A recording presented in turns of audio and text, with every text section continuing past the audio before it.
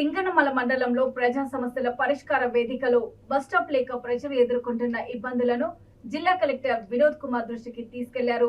జిల్లా కలెక్టర్ స్పందించి స్వయంగా బస్టాప్ ప్రాంతాన్ని పరిశీలించి బస్టాండ్ ఏర్పాటుకి కృషి చేయాలని అధికారులను ఆదేశించారు.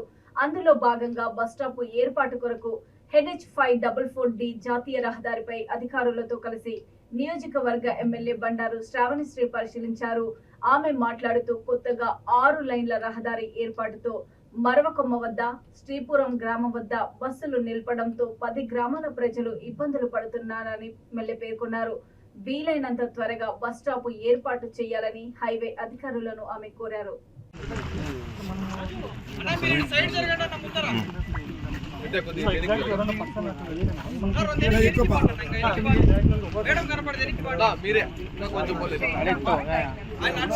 మూడు నాలుగు రోజుల్లో ఒక ప్రాపర్ పిక్చర్ తీసుకొని, ఎందుకంటే ఇక్కడ నేషనల్ హైవే రూల్స్ ప్రకారంగా కూడా మనం అనుగుణంగా ముందుకు పోయే పరిస్థితి ఉంది కాబట్టి బస్ రిక్వెస్ట్ స్టాప్ నుంచి ఎక్కడైతే సింగనమల మండలం హెడ్ క్వార్టర్లోకి మనం వెళ్ళే దారిని కూడా ప్రయాణికులు సింగనమల నుంచి అనంతపూర్ వెళ్ళే సర్వీస్ రోడ్లో నుంచి కూడా మనకి హైట్ ఉండడం వల్ల ప్రయాణికులు యాక్సిడెంట్ జరిగే పరిస్థితి ఉందని గమనిస్తూ మనకు దృష్టికి రావడం, అలాగే శివపురం దగ్గర ఉన్నటువంటి బస్ స్టాండ్ దగ్గర దిగితే నడుచుకుంటూ వెళ్ళే ఇబ్బందులు ఉన్నాయని కూడా చాలామంది చెప్పడము, ఇవన్నిటిని కూడా మనం పరిశీలించి ఖచ్చితంగా ఎవరికి కూడా ఇబ్బంది లేకుండా మనము ఈ సౌకర్యాలని అందించే విధంగా కూడా చర్యలు తీసుకుంటారని కలెక్టర్ గారు కూడా స్వయంగా దీన్ని పరిశీలించి మనకి సపోర్ట్ చేసే విధంగా కూడా చెప్తానని చెప్పారు.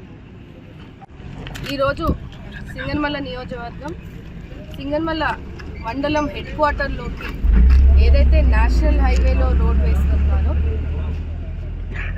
మండల్ హెడ్ క్వార్టర్లోకి వెళ్లేందుకు బస్ ఫెసిలిటీ, అలాగే పెడెస్ట్రియన్స్ ఎవరైతే నడుచుకుంటూ వెళ్ళే ఇబ్బందులు ఉన్నాయని గత 2 నెలలు 3 నెలల నుంచి కూడా ప్రయాణికులు కూడా ఇబ్బంది పడే పరిస్థితి. నేషనల్ రహదారి పైన బస్ స్టాప్ శివపురం టెంపుల్ దగ్గర ఉండడాన్ని కొంచెము దూరంగా ఉంది.